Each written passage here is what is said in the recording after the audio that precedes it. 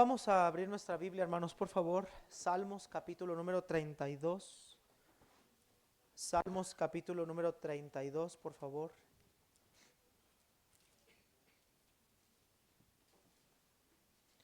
Salmos capítulo número 32.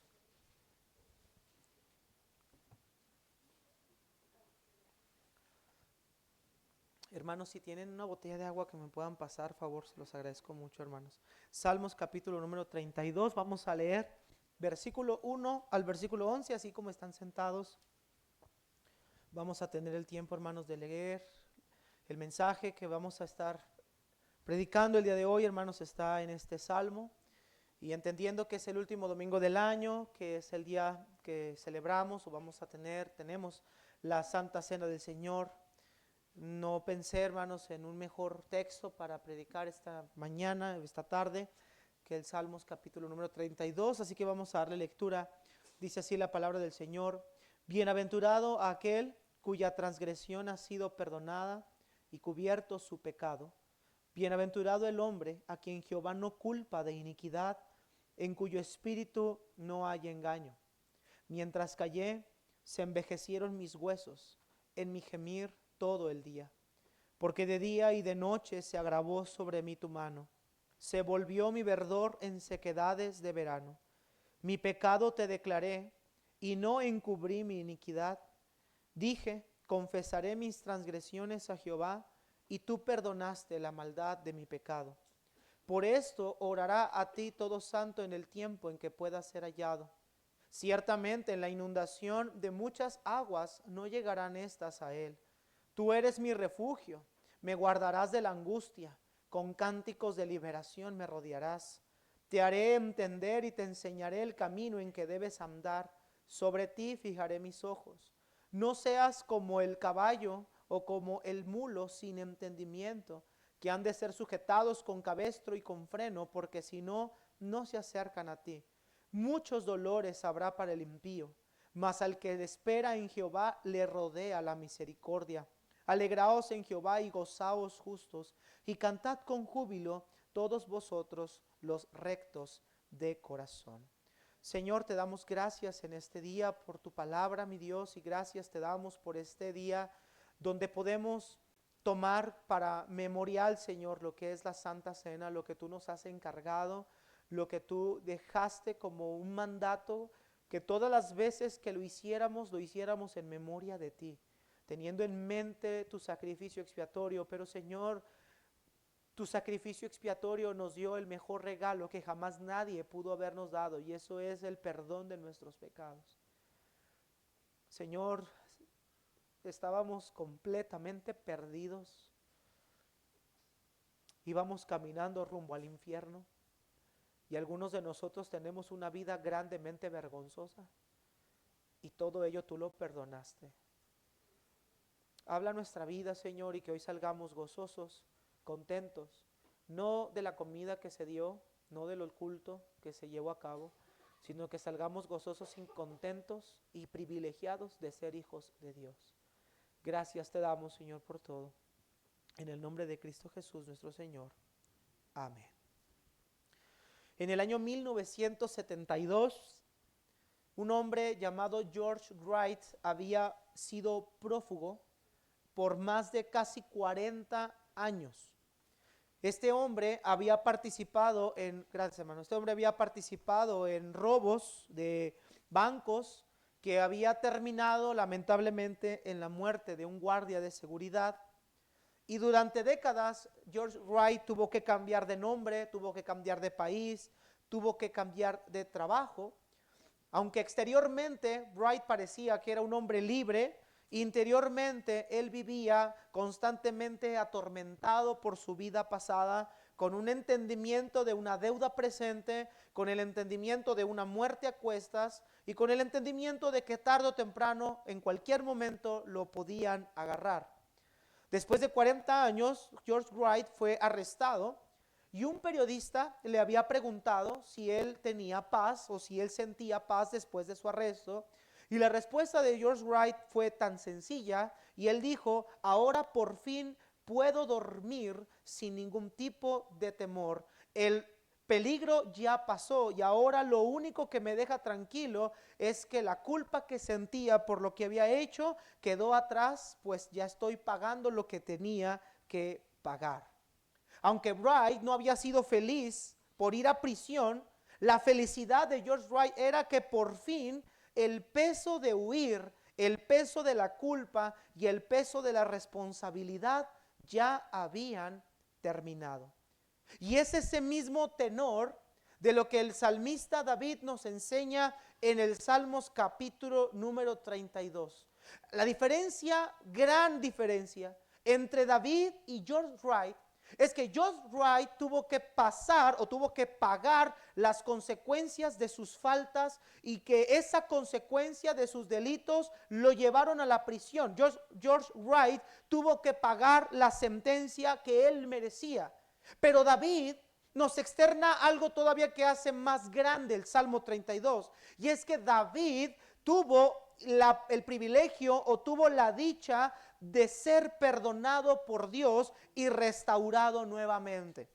El Salmo 32 nos muestra una frase profunda y que es la idea central del Salmo 32, versículo 1: bienaventurado aquel cuya transgresión ha sido perdonada y cubierto su pecado. Bienaventurado el hombre a quien Jehová no inculpa de iniquidad y en cuyo espíritu no hay engaño.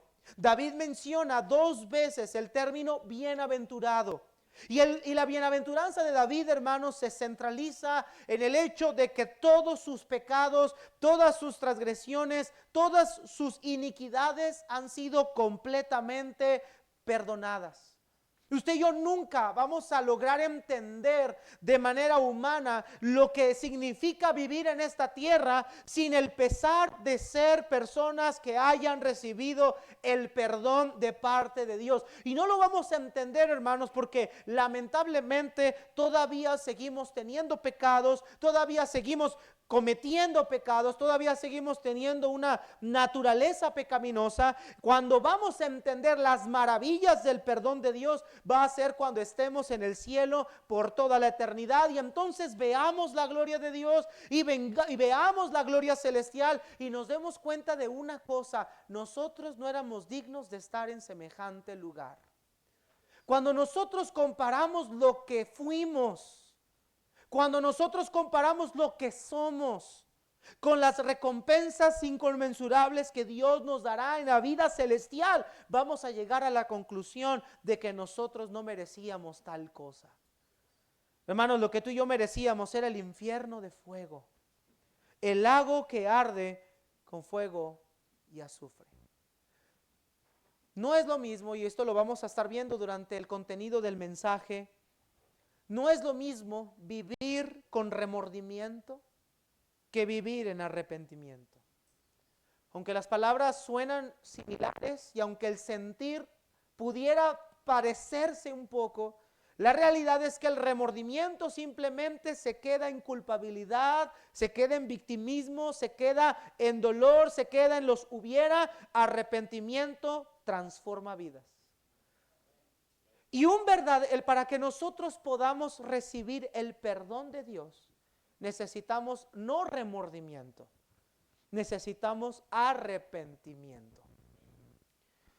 El contexto del Salmo 32 no es muy difícil de saberlo, aunque el Salmo 32 no contiene en el mismo pasaje el suceso histórico en el cual se desarrolla. Todos los comentaristas e historiadores, incluso la temática o el tenor del Salmo, nos deja ver que este Salmo David lo compuso después de haber pecado con Dios en alguna situación. Y cuando nosotros nos vamos al Salterio y buscamos referencias sobre algún pecado que David ha cometido, lo vamos a encontrar en el Salmo capítulo número 51. Salmo 51 es un salmo que se compone cuando David pecó con Betsabé, después de haber recibido la noticia de Natán de haber recibido la confrontación por medio de Natán, y es entonces donde David escribe el Salmo 51. El Salmo 51 es un salmo de confesión de pecado. David está confesando su pecado delante de Dios. David está yendo hacia Dios, pidiéndole a Dios el perdón por sus pecados. David está diciéndole a Dios que lo perdone, que lo limpie, que cree en él un corazón limpio, que lo renueve, que restaure su comunión con Dios, que David se siente completamente impuro, completamente inmundo. Y es ese salmo que David compone, que es una confesión de sus pecados hacia Dios. Bueno, el Salmo 32 es la continuación del Salmo 51. Mientras que en el Salmo 51 David está pidiendo a Dios que lo perdone por sus pecados, en el Salmo 32 David nos narra los hechos después de haber confesado sus pecados. Y nos dice con una descripción tan grande lo maravilloso y lo precioso que es haber sido perdonado por Dios después de sus pecados. Mis hermanos, no hay un pecado tan más grande que Dios no pueda perdonar. Hermano, Dios perdona cualquier pecado que nosotros hayamos cometido.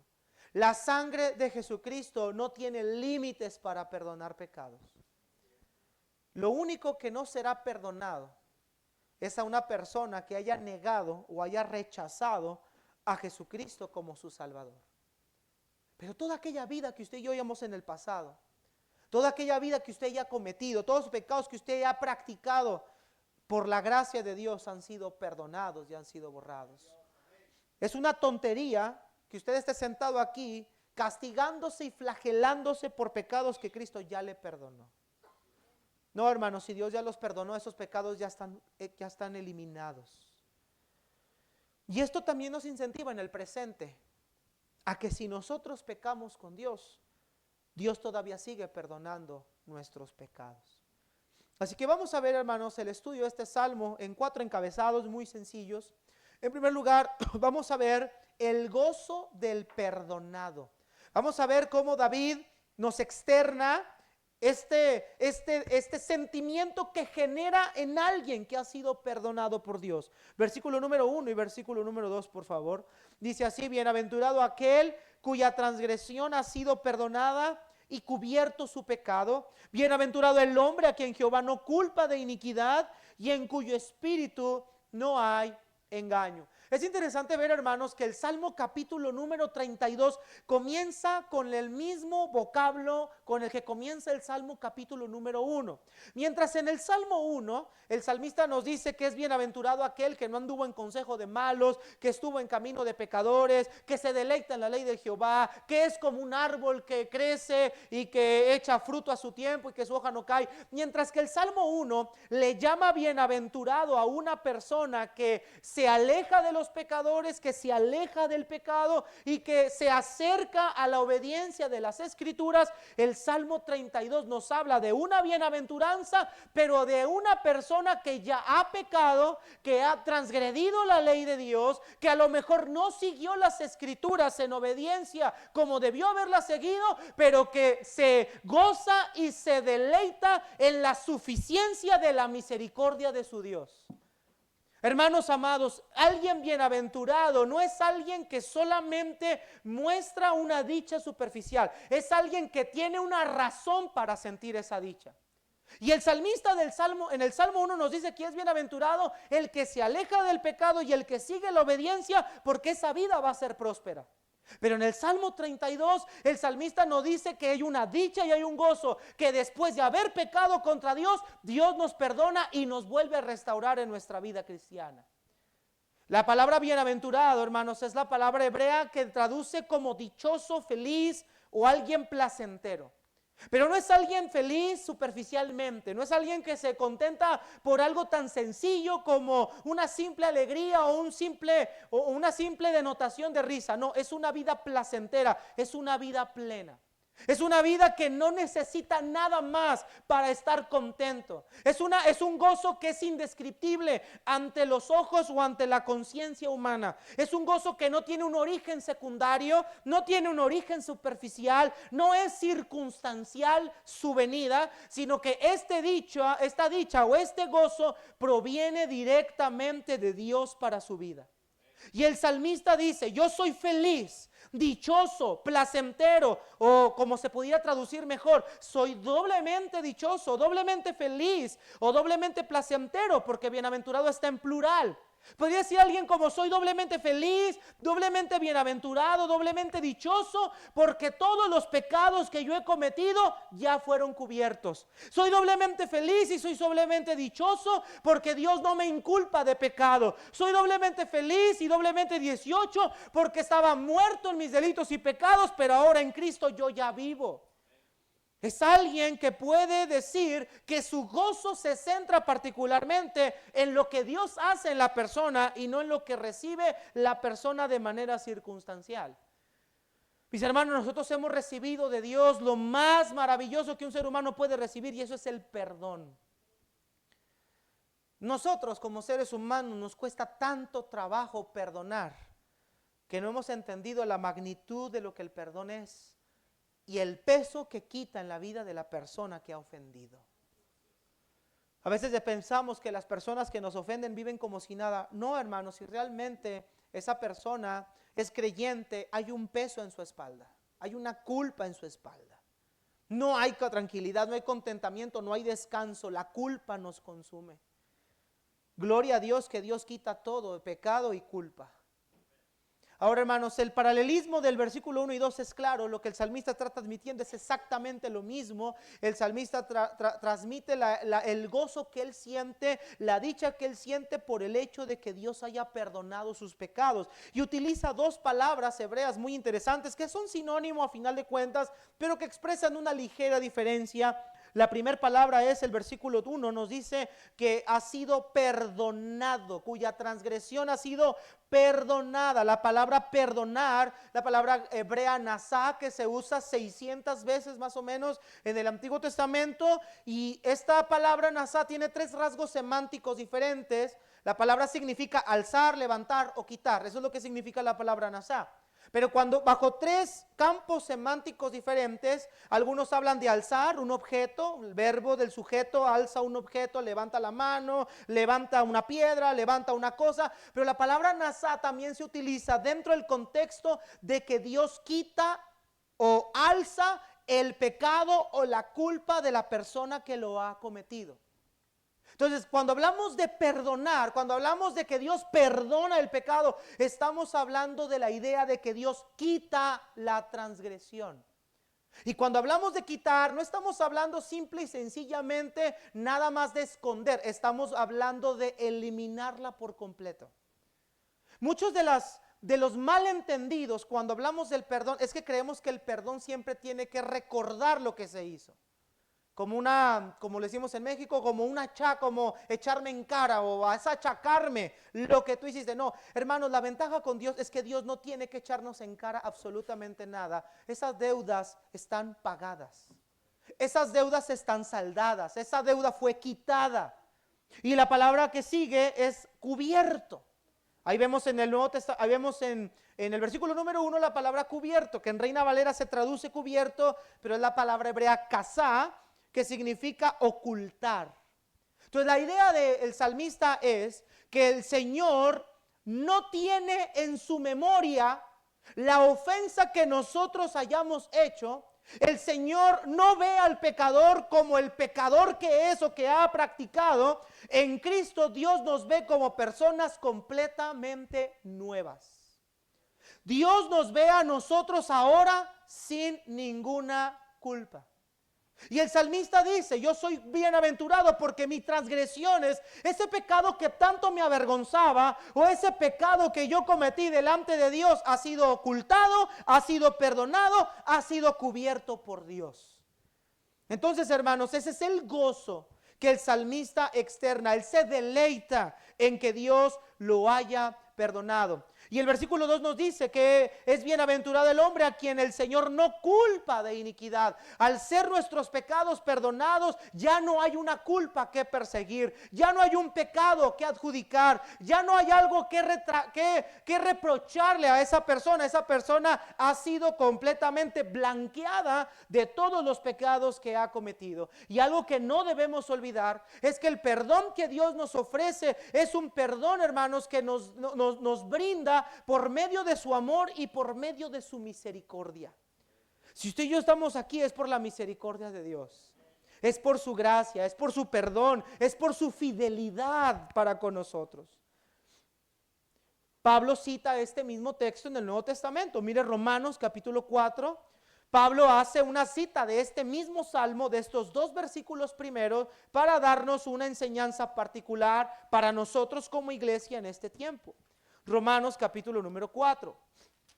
Entonces vemos, hermanos, que el salmista nos declara el gozo que siente por haber sido perdonado, el gozo que siente porque sus pecados hayan sido quitados, porque sus pecados estén ocultos delante de los ojos de Dios. Y mire lo que dice Romanos capítulo número 4, versículo 1 al 8. Pablo utiliza este texto para usarlo en el siguiente contexto. ¿Qué pues diremos? Que halló a Abraham nuestro padre según la carne. Porque si Abraham fue justificado por las obras, tiene de qué gloriarse, pero no para con Dios. Porque ¿qué dice la Escritura? Creyó Abraham a Dios y le fue contado por justicia. Pero al que obra, no se le cuenta el salario como gracia, sino como deuda. Mas al que no obra, sino cree en aquel que justifica al impío, su fe le es contada por justicia. Como también David habla de las bienaventuranzas del hombre a quien Dios atribuye justicia sin obras, diciendo: bienaventurados aquellos cuyas iniquidades son perdonadas y cuyos pecados son cubiertos. Bienaventurado el varón a quien el Señor no inculpa de pecado. Vea el tenor del Romanos 4. El contexto es que Pablo está hablando de la justificación y está diciéndoles a los destinatarios romanos y les dice: miren, la justificación no es una obra o una labor que nosotros podemos ganarnos mediante nuestras propias obras. No podemos nosotros obtener nuestra justicia delante de Dios por medio de lo que nosotros hacemos humanamente. Y pone Pablo el ejemplo de Abraham. Abraham no tuvo que hacer algo para ganar la justicia de Dios. Simplemente Abraham creyó a Dios y le fue contado por justicia. Es en ese contexto que Pablo dice: David nos enseña de la bienaventuranza de un hombre a quien Dios le da justificación sin obras. Y cita el Salmos capítulo 32, versículo 1 y 2. ¿Por qué citar este salmo dentro del contexto de justificación sin obras? Muy fácil. Los fariseos se deleitaban o se gozaban en una justicia personal. Ellos decían que era bienaventurado el hombre que cumple con toda la ley mosaica, que cumple con los rituales de la ley ceremonial, que cumple o obedece a los términos religiosos de ellos, que obedece con todas las normas que la ley implicaba. Para ellos, un bienaventurado es alguien que se ha ganado la justicia por su propia mano. En ese pensamiento farisaico que ellos tenían, Pablo les dice: no, la justicia que nosotros hemos recibido de parte de Dios no es la que me gané por obras, porque si fuera por obras, entonces ya no es un salario, ya no es gracia, es un deudor. Mis hermanos, si la salvación fuera por obras, tú y yo no hemos adquirido nada. Tú y yo seguimos siendo deudores y transgresores, violadores de la ley. Tú y yo seguimos perdidos. Sin embargo, lo que Pablo está tratando de decir es que la justicia de Dios es por medio de la fe, porque aquel que perdona y justifica al impío es Dios, hermanos. Nosotros no podemos producir ningún perdón, es Él el que nos ha dado el perdón a nosotros. Y el medio por el cual nosotros recibimos ese perdón es a través del Cordero Pascual, del Cordero que estaba prometido hace más de 2000 años atrás, que se encarnó y que vertió su sangre en la cruz del Calvario por nosotros. Él fue el medio por el cual Dios justifica al impío, porque el pecado tenía que ser pagado y el que lo pagó, el que lo llevó, fue Jesucristo mismo. David en el Salmo 32 no nos dice que él sacrificó corderito para ser perdonado, omite esa parte. Pero era evidente por lo que las escrituras enseñaban que David tuvo que haber no solo dichole a Dios su pecado, sino que tuvo que haber cumplido con lo que se decía en Israel, que tenía que sacrificar un becerro, ungir su sangre y ofrecerla en favor de la persona que había pecado. Esto se llama expiación. Aunque el salmista David no lo dice o no nos describe que tuvo que hacer este ritual, era evidente que para una persona poder ser perdonada y expiada por sus pecados, tenía que ofrecer este sacrificio.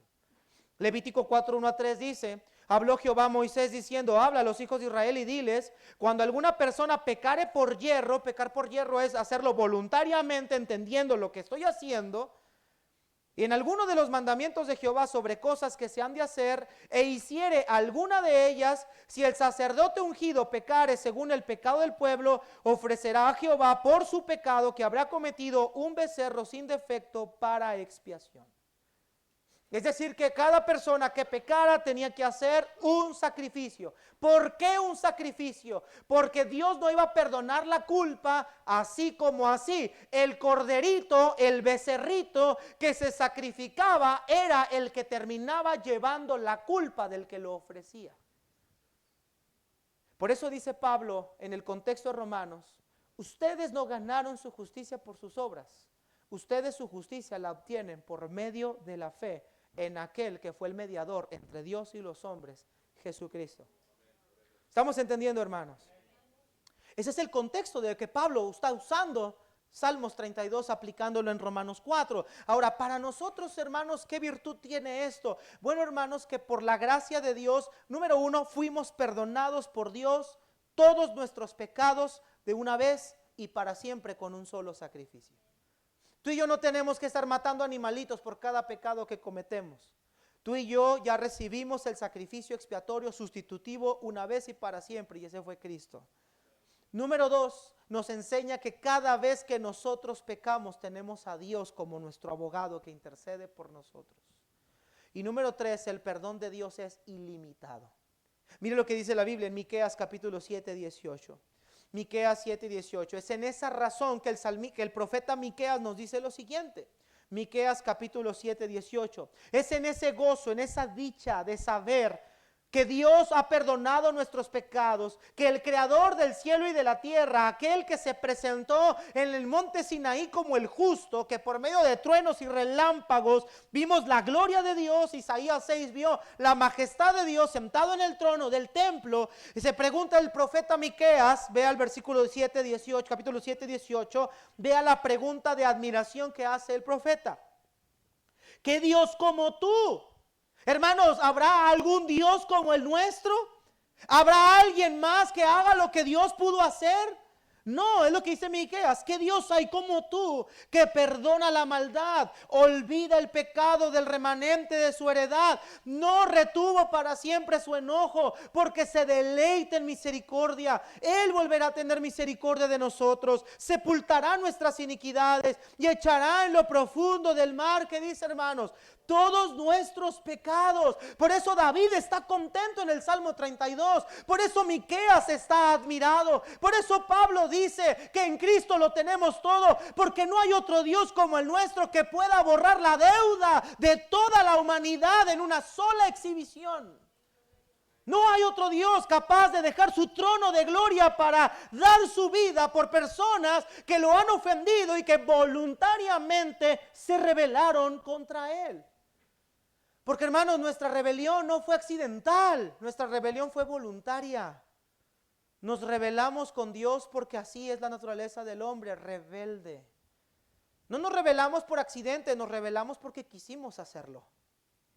Recuerde que nuestro libre albedrío no está maltratado, no está manchado. Todos nosotros tomamos decisiones y en nuestra vida pasada tomamos la decisión de ir contra Dios hasta que por su gracia Él nos alcanzó.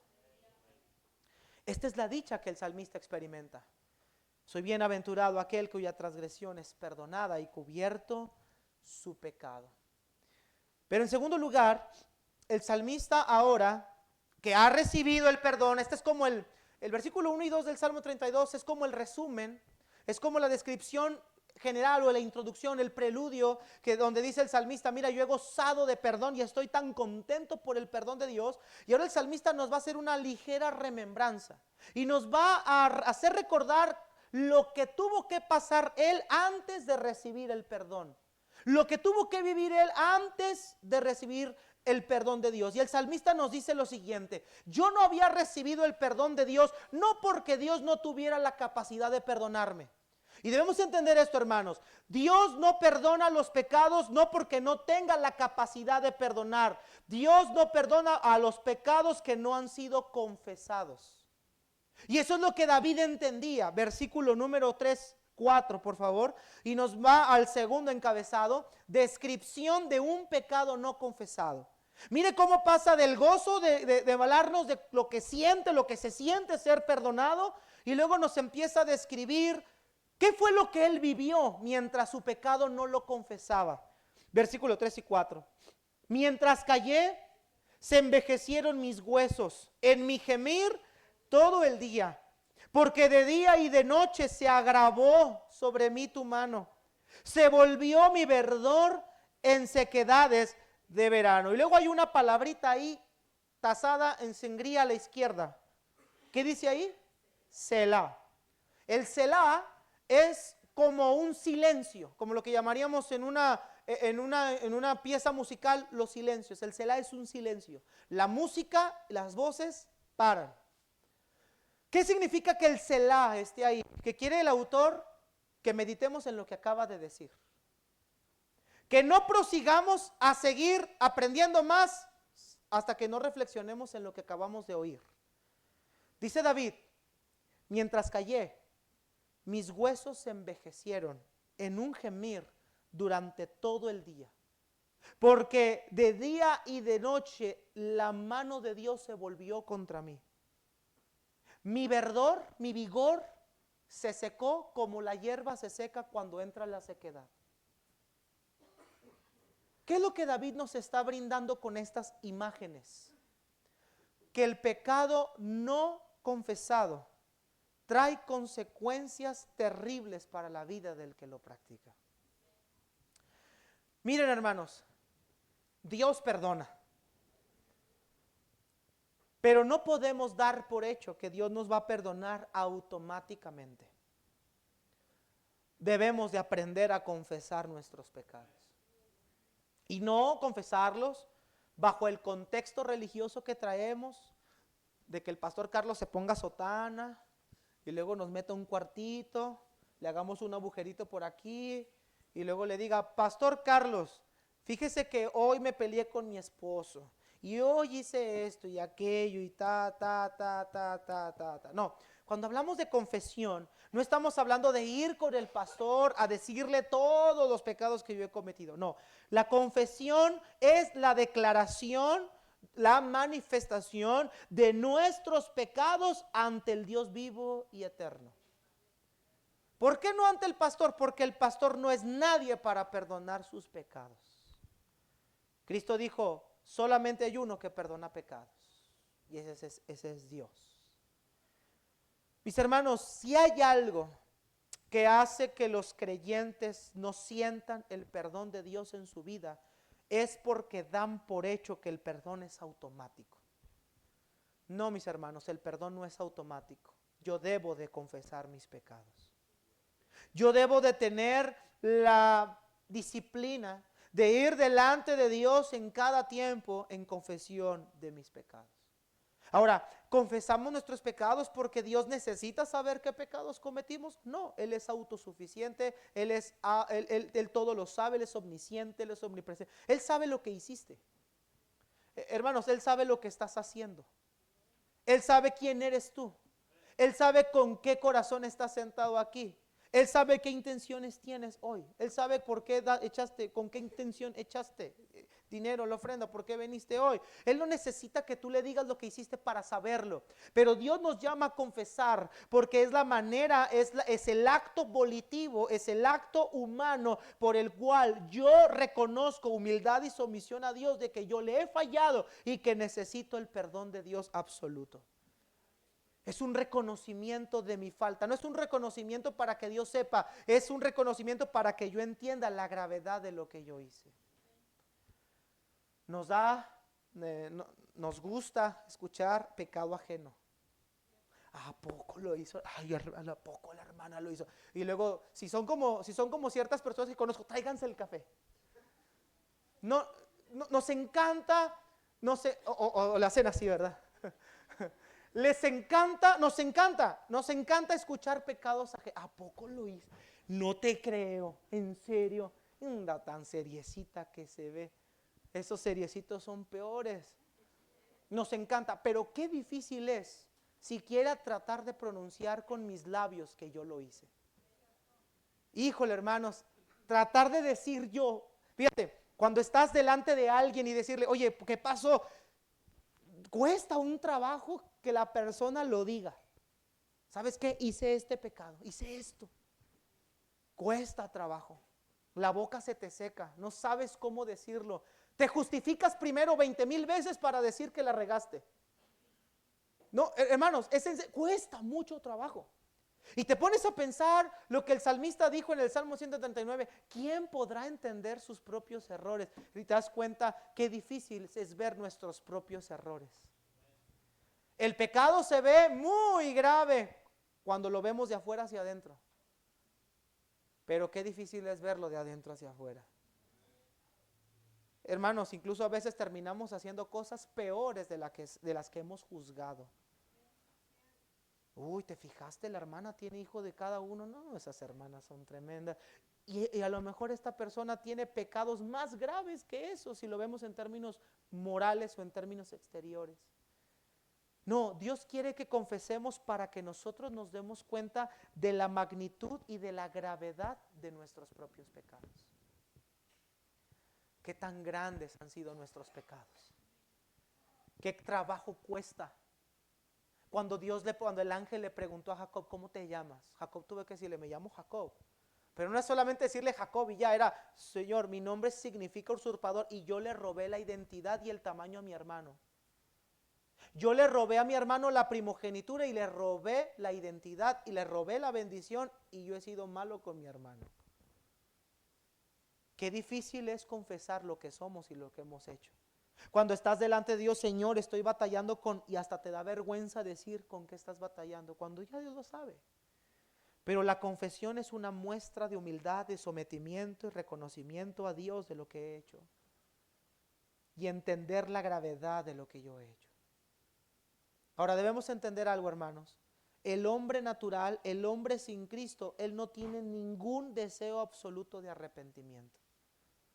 Para el hombre sin Cristo está como dice el salmista, no hay Dios para él en ninguno de sus pensamientos. El hombre sin Cristo no siente arrepentimiento. El hombre sin Cristo no siente la necesidad de arrepentirse. ¿De qué me voy a arrepentir?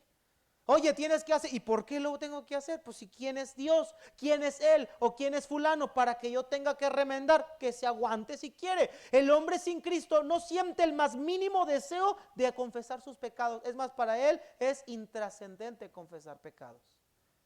Para él Dios es uno más. Pero para el creyente confesar pecado es muy importante para restaurar su comunión con Dios. Quiero que note algo que David nos dice aquí, versículo 3, primera sección. Mientras callé. Subraya esa frasecita chiquitita, mientras callé. Eso quiere decir que el salmista tomó un momento en su vida para no confesar lo que él había hecho.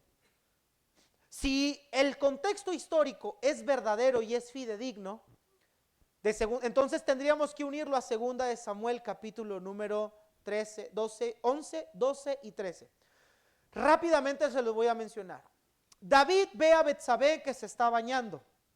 Manda por ella, la toma como su mujer, tienen una noche juntos, después David la despide, ella regresa a su casa. Al tiempo David se da cuenta de que Betsabé está embarazada. Manda a Urías Heteo a que se acueste con ella para disimular el embarazo. ¿Cuánto te gusta que pasó ahí desde que David se dio cuenta que Betsabé está embarazada? No fue un día. Por lo menos 4 o 5 meses se tardaron en darse cuenta que Betsabé estaba embarazada. Por lo menos.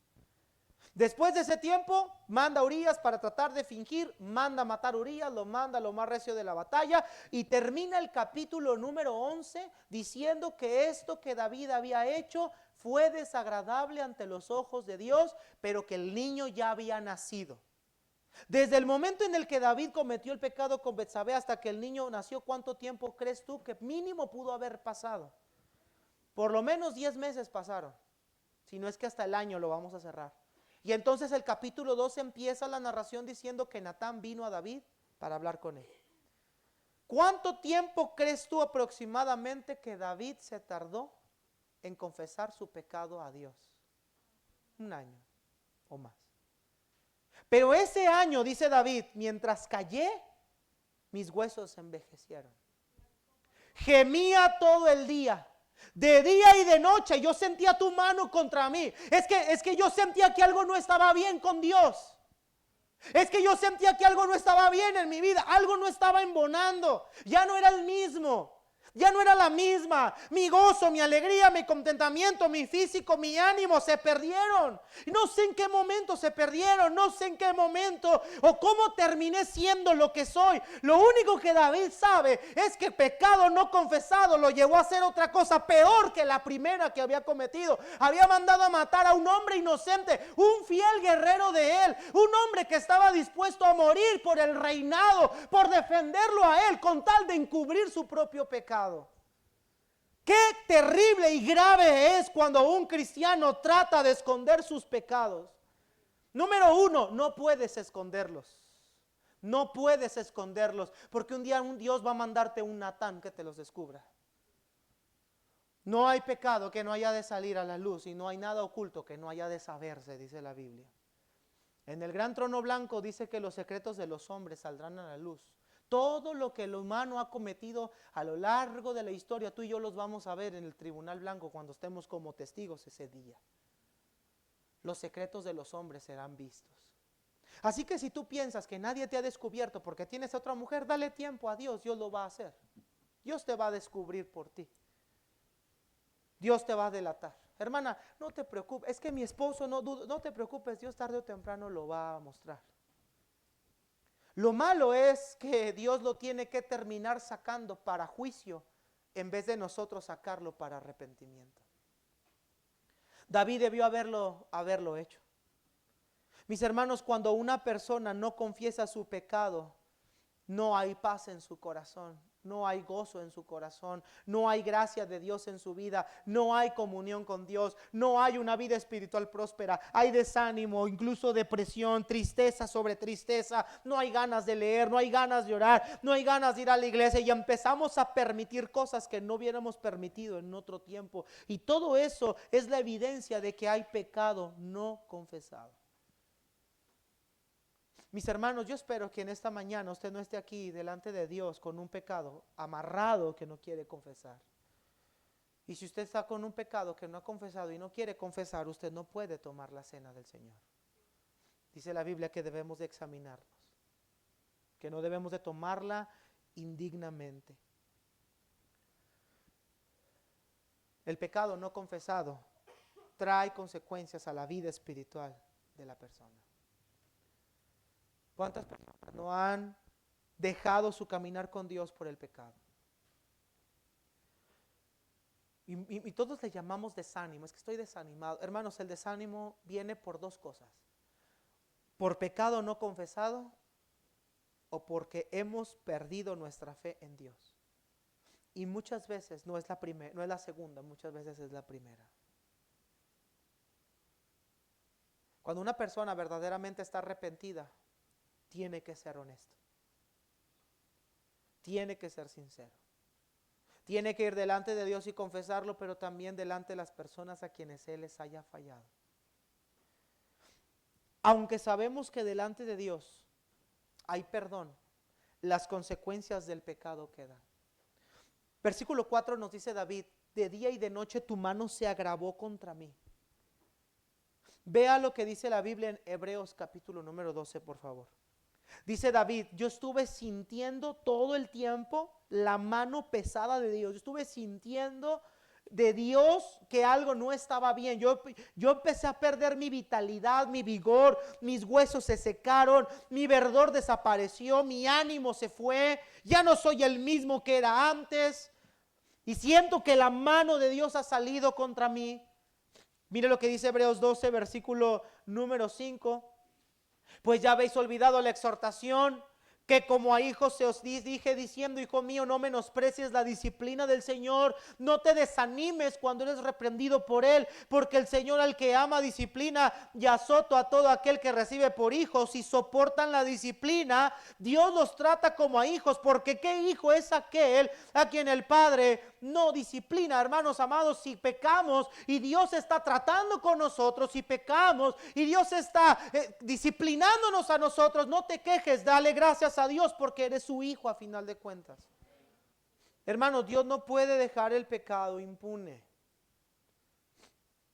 No podemos pensar que ahora que estamos en Cristo puedo hacer lo que yo quiera, que al cabo Dios me perdona. No, mis hermanos, así no funciona el perdón de Dios. El perdón de Dios, hermanos, requiere santidad de la persona, requiere un arrepentimiento sincero. Ahora, hay una gran diferencia entre arrepentimiento y remordimiento.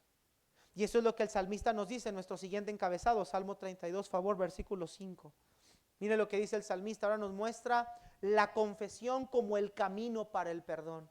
Dice David: mientras yo estuve callado, mi vida espiritual estaba debilitada. Mientras yo estuve callado, mi vida ya no era la misma. Mientras yo estuve callado espiritualmente, no me sentía igual. Versículo 5, mi pecado te declaré y no encubrí mi iniquidad. Dije: confesaré mis transgresiones a Jehová, y tú perdonaste la maldad de mi pecado. Vea lo que dice David: yo lo que tuve que hacer es ir a Dios y decirle lo que yo hice. Él ya lo sabe, Él ya me conoce, Él vio cuando yo lo practiqué, pero yo necesitaba ponerme con Dios a cuenta, decirle lo que yo había hecho. Y si Dios quiere enjuiciarme, que lo haga, es justo, yo lo merezco, pero yo no quiero estar así con Dios. David se dio cuenta que necesitaba confesar su pecado delante de Dios. Mis hermanos, tú y yo necesitamos confesar nuestros pecados delante de Dios porque hay una maravillosa promesa. Versículo 5 final. ¿Qué dice al final? Después del punto y coma. ¿Y tú? Esa es la promesa de aquel que se acerca a Dios para confesar sus pecados. Tú perdonaste la maldad de mi pecado. Hermanos, hermanos varones, ¿qué pasa cuando tú vas con tu esposa y está enojada contigo? Y le dices: perdóname. Y está bien enojada contigo. Para empezar, varones, les voy a ahorrar perder el tiempo. Cuando su esposa está enojada, no la abracen, te va a aventar.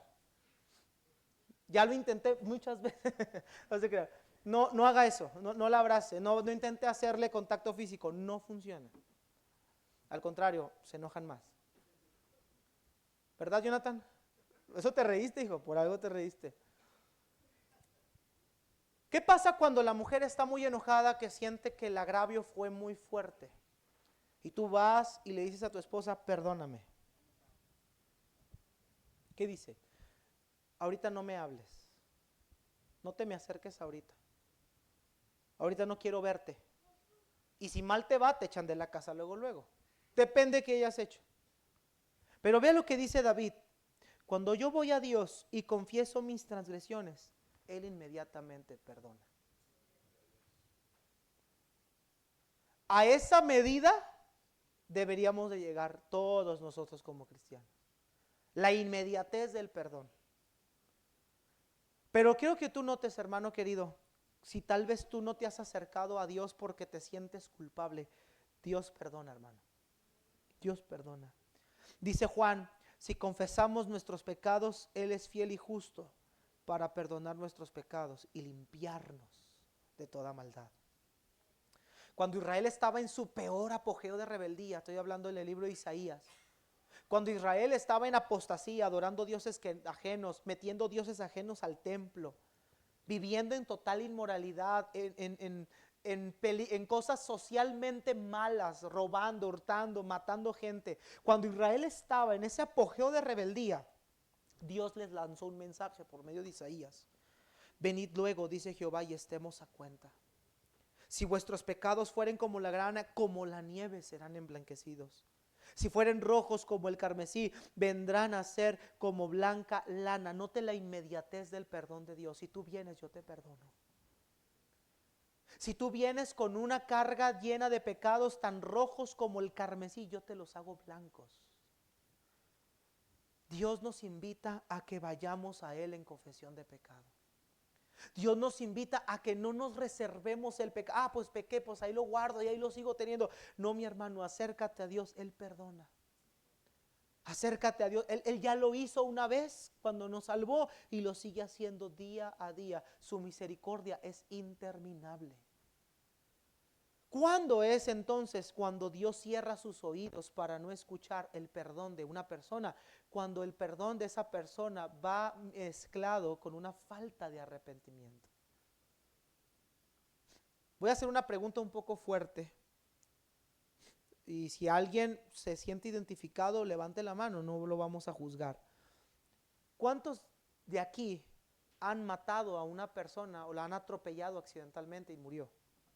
¿Alguien de aquí ha atropellado a una persona de manera que lo ha matado y lo mató y fue accidental? Qué bueno que nadie lo ha vivido. Pero una persona que mata a otra vamos a ir manejando, hay una culpa, hay remordimiento, porque le quitó la vida a una persona. Pero ¿qué pasa? Y ha pasado muchas veces, cuando una persona accidentalmente atropella a otra y la mata, ¿qué es lo más común que hacen? Huyen. Escucha esto. Dije al principio que arrepentimiento y remordimiento no es lo mismo. Remordimiento es dolor por algo que he causado o algo que hice. Algo grave, delicado, que yo causé, que yo provoqué, que yo hice, pero no estoy dispuesto a asumir las consecuencias. ¿Sí están escuchando, hermanos? Porque les voy a preguntar al final. No estoy dispuesto a asumir las consecuencias. Hago como que no pasa nada. Justifico lo que hice. No me hago responsable. No estoy dispuesto a remendar nada. O me hago el oxiso. ¿Yo qué hice? Yo no te hice nada. Ese es el remordimiento. El arrepentimiento no solo confiesa, está dispuesto a aceptar las consecuencias por muy fuertes que sean, con tal de recibir el perdón de Dios y el perdón de la persona que lo ha herido. ¿Sí notaste la diferencia? Ambos hay un dolor, quizá por la gravedad de lo que hice. En ambos hay un pesar, pero uno no está dispuesto a asumir nada. Uno está dispuesto a culpar a todos. El otro está dispuesto a asumir toda la consecuencia. David dice, Señor, yo voy a confesar mis transgresiones y tú me vas a perdonar. Y vemos que ¿por qué vemos que Dios sí perdonó a David y no a Saúl? Porque David, cuando Dios le dijo a David, yo voy a matar al niño que está ahí, al niño de Betsabé que tuviste, yo lo voy a matar. Y no solamente eso, David, uno de tus hijos va a hacer lo que tú hiciste a pleno sol. ¿Sabe qué hizo David? Aceptó la consecuencia. David no quejó, no renegó, simplemente David hizo lo que él podía hacer, postrarse en tierra y clamar para que Dios tuviera misericordia del niño. Si Dios quería, Dios sabe. Pero cuando Dios mató al niño, David se levantó, se sacudió, se bañó, se lavó, se sentó a comer. Y los siervos estaban impresionados diciendo, pero ¿cómo? Oye, tu hijo acaba de morir y si estando moribundo, mira cómo estabas. Ahora pensaron que David se iba a deprimir más y dijo David, no, yo voy a reconocer una cosa y quiero que ustedes se acuerden de una cosa, que esto que me pasó, que esto que yo viví, no refleja más que la justicia de Dios. Dios sigue siendo justo.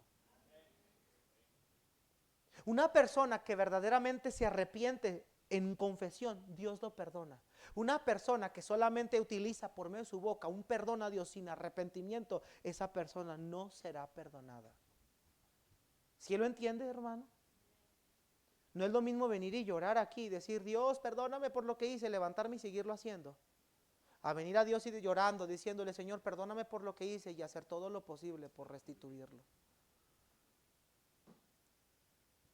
Te voy a decir algo que le dije a un hombre hace tiempo. Un hombre llegó, me dijo que había cometido un montón de cosas. No voy a decirlas, no voy a decir qué. Yo le dije, bueno, ¿usted ya se arrepintió de sus pecados? Sí. ¿Usted ya le pidió perdón a Cristo? Sí. ¿Usted ya es salvo? Sí. Ahora a usted le falta algo. Usted tiene que irse a entregar a la justicia por todo lo que hizo. ¿Pero por qué? Si Dios ya me perdonó, porque tú tienes una deuda con las autoridades civiles. Tú no puedes decirme que estás arrepentido si no estás dispuesto a restituir lo que dañaste. Dijo la hermana Carmen un día, hay silencio en el palenque. Hermanos amados, a ver.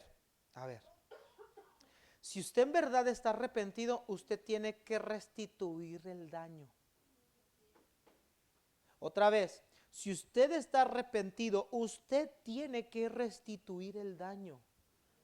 Porque cuando tú abres la Biblia y vas a la ley mosaica, lo primero que se enseñaba era restituir el daño.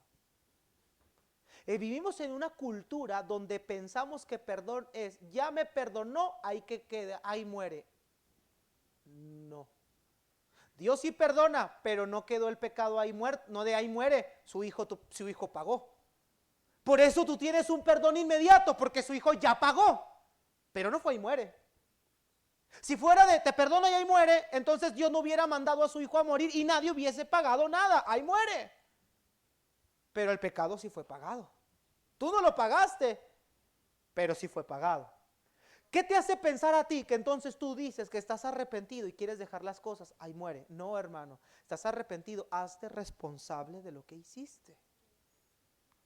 Dios perdona, pero el pecado trae consecuencias también terrenales. No podemos pensar que el pecado simple y sencillamente se perdona y ya. No, hay que aceptar las consecuencias por muy dolorosas que sean, porque eso nos va a llevar a recordar algo. Dios es y sigue siendo justo. Si estás aquí, hermano, si estás escuchando, eso es la Biblia, hermanos. Y cuando yo le dije a este hombre, ve y entrégate a las autoridades, hizo un berrinche cual niño. Entonces yo le dije, bueno, tú puedes ir con tu testimonio, a alardear a todas las iglesias que tú quieras y decir de dónde te sacó Dios. Para mí, tú eres exactamente lo mismo que un hipócrita que va los domingos a una iglesia falsa, que fingen un perdón externo, pero no están dispuestos a hacerse responsables de los daños. Para mí, tú no estás arrepentido. Mis hermanos amados, Dios perdona el pecado. Y a veces las consecuencias se tienen que quedar. Te pregunto, ¿el niño que Dios mató por Betsabé, Dios se lo volvió a dar a David? No, ¿verdad que no? Dios dijo que el niño moriría y ¿qué pasó? El niño murió. Pero Dios perdonó a David. Dios perdonó a David. Pero lo que hizo Absalón con las mujeres de David, ¿eso se restituyó? Cuando David hizo el censo, ¿Dios perdonó a David? Pero Dios le dijo a David, ¿qué quieres, David? Te voy a escoger tres cosas. Te entrego en la mano de tus enemigos, te entrego en mis manos, o quieres que haya tempestad en tu pueblo. Y David dijo, Señor, yo quiero estar entregado en tus manos, porque tus manos son misericordiosas. ¿Dios le quitó el castigo a David? No. ¿Lo perdonó? Sí. Las consecuencias del pecado quedan. Mira, varón, si tú le eres infiel a tu esposa, Dios te va a perdonar si te arrepientes con sinceridad. Pero de ahí a que tú te intentes pensar que vas a regresar las cosas como estaban al principio, es imposible. Es imposible. Las cosas no regresan como al principio, porque el pecado daña. El pecado daña, hermanos. Preferible es vivir a la luz del Salmo 1. Alejarme del pecador, alejarme del pecado y vivir en obediencia, no practicarlo, no tener que pasar por ahí, eso es preferible. Pero si por alguna razón usted ya cayó, usted ya pecó, sí hay perdón, pero hágase responsable de sus pecados.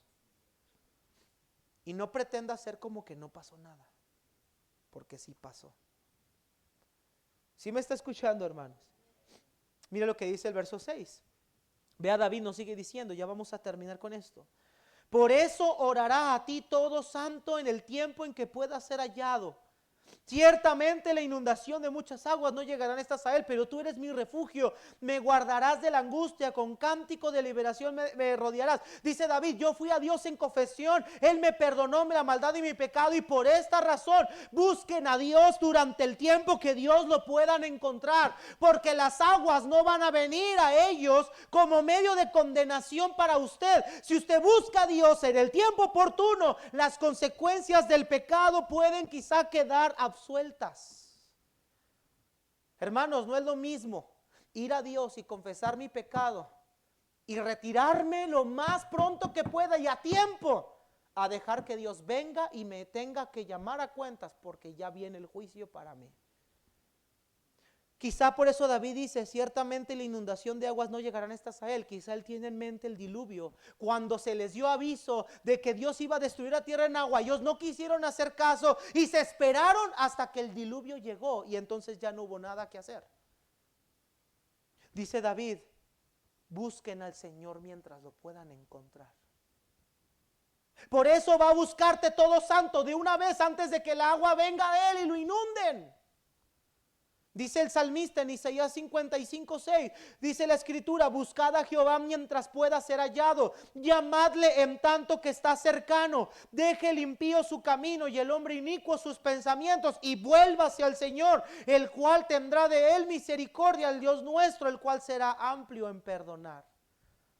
Amado hermano, querido cristiano, no te esperes a que el pecado traiga consecuencias terribles a tu vida. Ven a Dios. Él, como nuestro Padre Celestial en Cristo Jesús, nos ofrece el perdón y nos ofrece la restauración.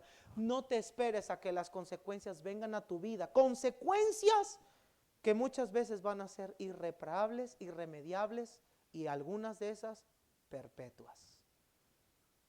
No te esperes a que Dios te llame a cuentas. Ven tú a Él y ponte a cuentas. Deja lo que estás haciendo. No olvides que Dios sigue siendo justo. Y qué hermoso, hermanos, es saber que Dios nos perdona. Qué hermoso es vivir sin más peso por la culpa. Y mira que Satanás es especialista en mandarnos dardos. ¿Qué pasa cuando usted peca? Satanás, cual flechero, lanza el primer dardo. Dios ya no te ama. Dios ya no te va a perdonar. Tú ya no mereces ir a la iglesia. Tú deberías ya de irte mejor al mundo. Eres un hipócrita. Eres una vergüenza para la vida cristiana. Satanás está haciendo eso constantemente. Pero no te olvides que en Dios sí hay perdón, hermano querido. ¿Cómo podremos contrarrestar estos dardos de fuegos del maligno? Con la palabra de Dios. Con la palabra de Dios. Si hijitos míos, estas cosas les escribo para que no pequéis. Pero si alguno de ustedes hubiere pecado, abogado tenemos para con el Padre, Jesucristo. Termino con el 8, hermanos. Dice, te haré entender y te enseñaré el camino en que debes de andar. Sobre ti fijaré mis ojos. No seas como el caballo o el mulo sin entendimientos, que han de ser sujetados con cabestro y freno, porque si no, no se acercan a ti. Muchos dolores habrá para el impío, mas el que espera en Jehová le rodea la misericordia. Alégrense en Dios, gócense justos y canten con júbilo todos ustedes rectos de corazón. Vea la advertencia de Dios. Vea lo que Dios dice, te voy a enseñar el camino sobre el cual debes andar. No seas como una bestia, como un caballo o como una mula, que se dejan llevar por sus pasiones, por su instinto, porque si no les pones el cabestro, si no los domas, si no los controlas, no se acercan. No seas como un animal irracional. Piensa antes de hacer, piensa antes lo que vas a realizar, la decisión que vas a tomar, medítala y guíala y ponla bajo mi instrucción, bajo la guía, el sendero que yo te tracé, para evitar que los dolores vengan hacia ti. Vea la enseñanza y tiene la misma esencia que el Salmo 2, que dice que el hombre bienaventurado se deleita en la ley de Jehová, medita en ella de día y de noche, y es como un árbol plantado que da su fruto a su tiempo y su hoja no cae y todo lo que hace prospera. Dice Dios, si quieres vivir una vida digna, placentera, una digna dichosa, una vida sin consecuencias, sin tener que volver a atravesar por este pecado, ponme atención y sigue los caminos que yo te tracé. No seas como una bestia irracional. No seas como un animal salvaje que se deja llevar por sus pasiones y por sus placeres. Obedece mis instrucciones y ellas te darán un camino de vida, una vida digna. Y termina el salmista diciendo, hay muchos dolores para el pecador, para el impío. Hay muchos dolores para el impío, pero el que espera en el Señor, la misericordia le va a rodear. Amados hermanos, si usted no quiere pasar por consecuencias del pecado, obedezca la palabra de Dios. Siga el camino y el sendero que Dios nos ha trazado. Varones, cuiden su relación matrimonial. Cuiden lo que miran. Cuiden con quién hablan. Cuiden sus amistades. No sean ligeros en pensar que nadie se va a dar cuenta. No sean ligeros en pensar que no va a pasar nada. No seas ligero en eso. Examínate. Examina cómo está tu corazón ahorita. En los últimos 6 meses estuve viendo 8 pastores, diferentes denominaciones, diferentes contextos religiosos, algunos de ellos de sana doctrina, pero vi 8 pastores que cayeron en adulterio, que tenían una relación ilícita por muchos años y nadie se había dado cuenta. Han sido engañados y debemos de tener nosotros cuidado en eso. Hermanas, cuida tu corazón, cuida lo que ves, cuida lo que haces, cuida en lo que tanto le dedicas tiempo. Dedícale tiempo a la palabra, dedícale tiempo a la oración y te vas a evitar muchos dolores. Hermanos, lo ideal es no pecar. Pero si aún pecamos, Dios perdona el pecado. Y por la gracia de Dios, hoy celebramos y gozamos y nos deleitamos en que Dios ya perdonó todos los pecados que nosotros hemos cometido. Gracias a Dios tenemos acceso al Padre por medio de Jesucristo. Vamos a ponernos de pie y vamos a orar.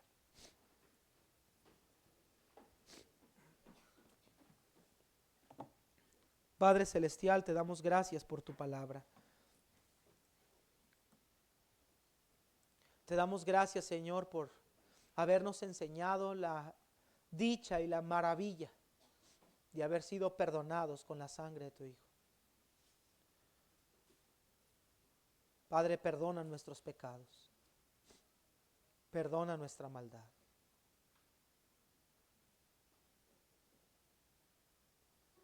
Ayuda a mis hermanos a guardar su vida, a obedecer tu palabra. Ayúdanos a vivir conscientes de nuestra necesidad de ti. Padre, si alguien aquí está pecando o ha pecado, Señor, guíalo a ti. Guíalo al arrepentimiento. Muéstrale que tú todavía perdonas.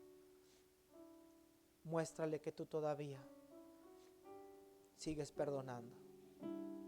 Si alguien de aquí se ha alejado por pecado, Señor, reconcílialo contigo. Reconcílialo contigo. Todos cabeza inclinada estamos orando. Hermanos, hoy es momento para venir a Dios y confesar nuestros pecados. Hoy es momento para acercarnos y decirle, Señor, yo he pecado en esto. Yo he pecado en esto. Perdóname. ¿Sabes qué, Señor? Yo he estado viendo revistas que no debo de ver. He estado viendo contenido en el celular que no debo de ver. ¿Sabes qué, Señor? Yo he estado batallando con pornografía. ¿Sabes qué, Señor? Yo he estado batallando con hurto. Yo he estado batallando con ocio. Señor, perdóname, yo he estado batallando con... Y tú puedes venir a Dios y decirle todas aquellas cosas con las que tú ahorita en este momento estás luchando. Acércate a Él, ahorita que tienes tiempo. Él es tu Padre y Él perdona todo pecado. Pero no trates de pensar que tu pecado tarde o temprano te va a alcanzar. Hermano, te va a alcanzar. Te va a alcanzar. Las consecuencias del pecado son terribles, terribles. Destruyen todo lo que tienes. Acaban con tu vida, acaban con tu salud, acaban con tu vida espiritual, con tu comunión con Dios. Ven, hermano amado, ven a Dios en arrepentimiento. Él perdona. Él te perdonó en Cristo Jesús. Él te limpió, Él te purificó, Él te lavó con su sangre preciosa. Y Él te sigue lavando una vez más. Él te sigue limpiando, Él te sigue dando una oportunidad. Él sigue teniendo misericordia de nosotros. Habrá alguien de aquí que diga: pastor, yo no estoy seguro de ir al cielo. Y yo creo que si yo muero voy a ir al infierno. Yo he pecado tanto que yo necesito ser salvo. Habrá alguien en este día que diga: pastor, yo quiero aceptar a Cristo. Yo quiero entregarle hoy mi vida a Cristo. Quiero que todos mis pecados sean perdonados. Quiero poder disfrutar de la vida eterna. Habrá alguien que levante su mano y diga: pastor, yo quiero hoy entregarle a Cristo mi vida. Quiero que Cristo sea mi Salvador. Quiero que Él sea mi Señor. ¿Habrá alguien que quiere entregarle su vida a Cristo? Si no, ¿todos están seguros de ir al cielo? Si este auditorio reventara, ¿usted está seguro de ir a la presencia de Dios? Hermanos de la iglesia, algunos de ustedes estarán almacenando algún pecado que usted todavía no ha confesado, que usted todavía no ha ido a Dios, que todavía no ha abandonado, que por eso espiritualmente usted se siente en ese estado. Acérquese a Dios. Él perdona. Traiga sus pecados a Dios antes de tomar la Santa Cena, para que no la tome indignamente. Él es fiel y justo para perdonar nuestros pecados y limpiarnos de toda maldad. Ya lo ha hecho y lo sigue haciendo por el Cordero perfecto. Vamos a tomar asiento, hermanos.